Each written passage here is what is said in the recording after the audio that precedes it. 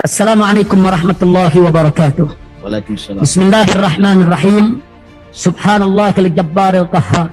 Walhamdulillahil ghaffar sattar.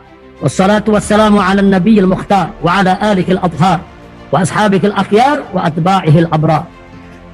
Pada tanggal 10 November 2020, saya dan keluarga tiba di Bandara Soekarno-Hatta Cengkareng dan disambut jutaan umat dengan antusias serta spontan karena cinta dan rindu.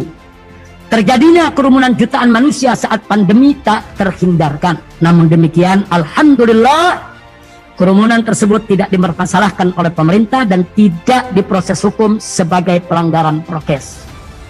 Lalu pada tanggal 13 November 2020, saat saya datang ke Bogor dengan tujuan pesantren agrokultural Markas Syariat, tanpa diduga di pertigaan Gadok disambut ribuan umat Islam sepanjang jalan. Dari mulai Gadok hingga pesantren Markas Syariat secara spontan dan antusias umat berbondong-bondong menyambut karena cinta dan rindu. Dalam peristiwa ini pun terjadinya kerumunan dan pelanggaran prokes tak terhindarkan. Bukan karena disengaja atau direncanakan, akan tetapi karena spontanitas kecintaan dan kerinduan. Namun berbeda dengan kerumunan bandara.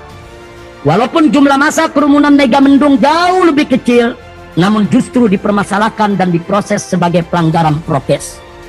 Anehnya, saya yang tidak mengundang, tidak mengajak, tidak menyuruh, tidak merencanakan penyambutan tersebut, bahkan saya justru kaget mendapat penyambutan yang luar biasa dari masyarakat Bogor, tetapi saya malah ditersangkakan. Bagi saya, menjadikan penyambutan masyarakat yang spontan dan antusias karena cinta dan kerinduan sebagai tindak kejahatan pidana adalah merupakan tindakan berlebihan dan terlalu mengada-ngada, bahkan merupakan kejahatan kriminalisasi cinta dan kerinduan. Saya ulangi, bagi saya, menjadikan penyambutan masyarakat yang spontan dan antusias karena cinta dan rindu tersebut sebagai tindak kejahatan pidana adalah merupakan tindakan berlebihan dan terlalu mengada-ngada, bahkan merupakan kejahatan kriminalisasi cinta dan kerinduan. Oleh karenanya, harapan dan permohonan saya kepada majelis hakim yang mulia untuk menolak kriminalisasi cinta dan kerinduan umat dengan jalan membatalkan semua dakwahan jaksa penuntut umum yang mengada-ngada demi hukum dan keadilan. Di sini saya tegaskan, satu, bahwa saya ke pesantren alam agrokultural Markas Syariat di Megamendung Bogor adalah sama dengan saya pulang ke rumah, karena saya sebagai pendiri dan pembina pesantren Markas Syariat punya rumah tinggal di pesantren tersebut. Dua, bagi saya menggelar acara peletakan batu pertama Masjid Raya Markas Syariat dan peresmian media TV Markas Syariat hanya untuk warga Markas Syariat yang terdiri dari guru, pengurus, santri yang memang tinggal di komplek pesantren, bukan untuk warga luar. Itu pun harus tetap dengan prokes. Tiga, bahwa adanya warga luar yang bertamu ke Markas Syariat adalah inisiatif mereka, bukan karena diundang. Dan itu pun mereka sebagai tamu tetap harus ikut prokes. Empat, bahwa di Jalan Raya Gadok, Puncak, Megamendung, saya tidak melihat TNI, Polri, Satpol PP, Satgas Covid yang memberi arahan kepada masa kerumunan. Saya ada di atas mobil saat itu karena mobil saya tidak bisa jalan. Saya minta masyarakat minggir, berikan jalan agar saya cepat sampai ke pesantren. Dan saya terus mengingatkan masyarakat tentang prokes. Tapi anehnya, ada puluhan bahkan mungkin ratusan ribu orang kumpul di jalan raya. Tidak ada TNI, tidak ada Polri, tidak ada Satpol PP, tidak ada Satgas Covid yang memberi arahan kepada masa kerumunan. Justru saya dari atas mobil yang terus berteriak patuhi prokes dan jaga diri dari pandemi. Beri saya jalan biar saya segera sampai ke pesantren karena ingin melaksanakan sholat Jumat. Nah, karena kalau ditahan terus saya bisa terlambat sholat Jumat. Kemudian yang kelima, bahwa kerumunan di Jalan Raya Gadok Megamendung murni antusias umat dan spontan atas dasar cinta dan rindu, bukan kejahatan pidana. Nah, selanjutnya Romawi ketiga tidak saya bacakan Majelis Hakim, karena tadi sudah kita bacakan tentang kronologisnya, sama isinya, tidak berbeda. Langsung saja ke Romawi 4. Bantahan dan sanggahan. Berikut ini saya menyampaikan dan memaparkan bantahan atas setiap dakwahan jaksa penuntut umum, sekaligus sanggahan atas setiap pasal perundangan yang digunakan jaksa penuntut umum dalam menebar fitnah dan tuduhan keji terhadap saya. A. Dakwaan ke-1. Pasal 93 Undang-Undang Nomor 6 Tahun 2018 tentang kekarantinaan kesehatan. Dengan pasal ini, jaksa penuntut umum memfitnah saya tidak mematuhi penyelenggaraan kekarantinaan kesehatan, bahkan menghalang-halangi penyelenggaraan kekarantinaan kesehatan, sehingga menyebabkan kedaruratan kesehatan masyarakat. Padahal dalam peristiwa kerumunan penyambutan saya di Megamendung, justru saya tidak menduga, dan saya memakai masker serta tetap menjaga jarak. Saya tidak pernah mengganggu apalagi menghalangi penyelenggaraan kekarantinaan kesehatan. Saat terjadinya kedaruratan kesehatan masyarakat, soal terjadinya kedaruratan kesehatan masyarakat, maaf di situ bukan saat tapi soal terjadinya kedaruratan kesehatan masyarakat sudah terjadi sebelum kepulangan saya ke Indonesia. Justru sejumlah pejabat tinggi negara menjadi penyebab terjadinya kedaruratan kesehatan masyarakat akibat pernyataan blunder mereka soal COVID. Bahkan ada yang membohongi rakyat, antara lain: 1. Menko Polhukam RI Mahfud MD membohongi masyarakat dengan menyatakan bahwa cukup dengan olahraga untuk menghadapi pandemi COVID.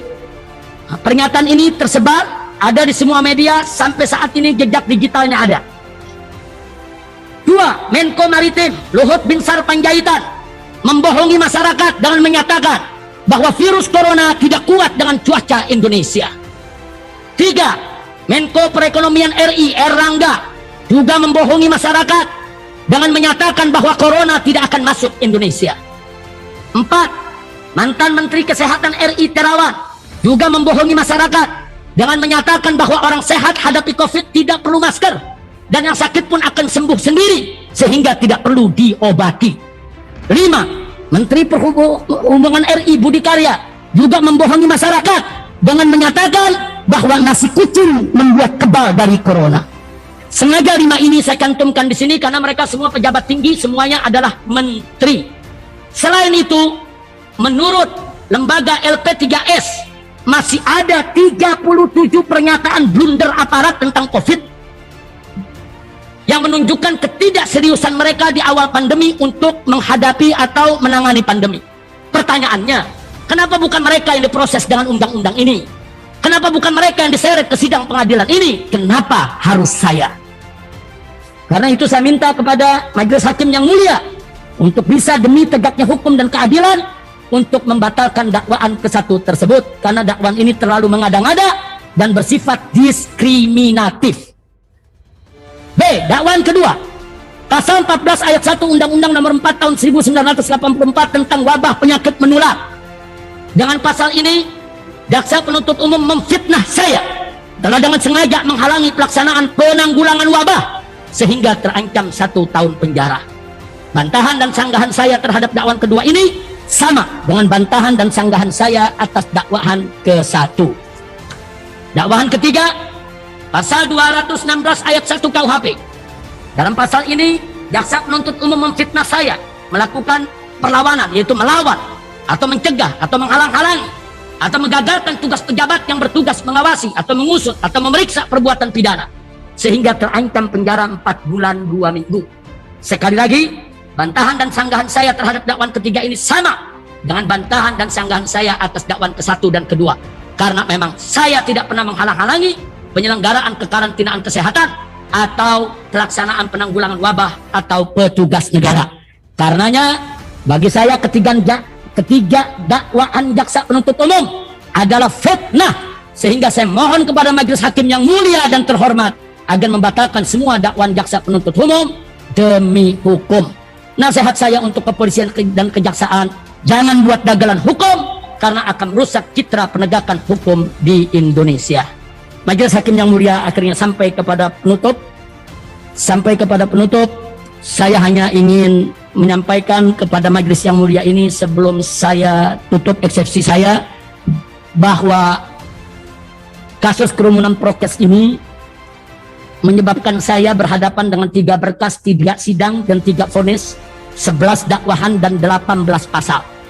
Tidak sampai di situ, juga menyebabkan organisasi saya dibubarkan, pesantren saya diancam digusur, pengawal saya dibunuh, kemudian sudah dibunuh, difitnah, sekolah anak saya diganggu, pekerjaan mantu saya juga dihalang-halangi.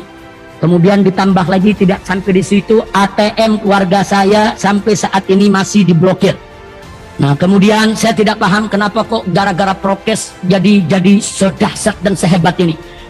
Akal sehat saya nggak mampu untuk mengurai ini. Kenapa akibat prokes kok ada yang dibunuh, ada pemblokiran, ada pembubaran organisasi.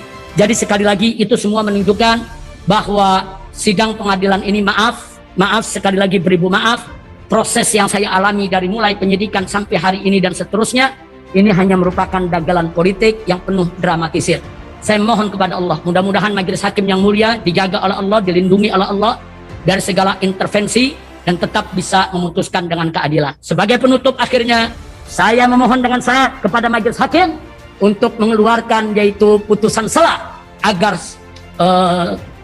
kasus daripada kerumunan Petamburan maupun kerumunan Megamendung yaitu ditolak dan dibatalkan, dan saya dengan kawan-kawan bisa dibebaskan tanpa syarat demi tegaknya keadilan. Sekian, terima kasih. Rabbana atina fid dunya hasanah wa fil akhirati hasanah wa qina adzabannar. Wa sallallahu ala sayyidina Muhammadin wa ala alihi wa sahbihi ajma'in. Walhamdulillahi rabbil alamin. Terima kasih banyak. Hasbunallahu wa ni'mal wakil, ni'mal maula wa ni'mal nasir. Wala haula wala quwwata illa billahil aliyyil azim. Assalamualaikum warahmatullahi wabarakatuh.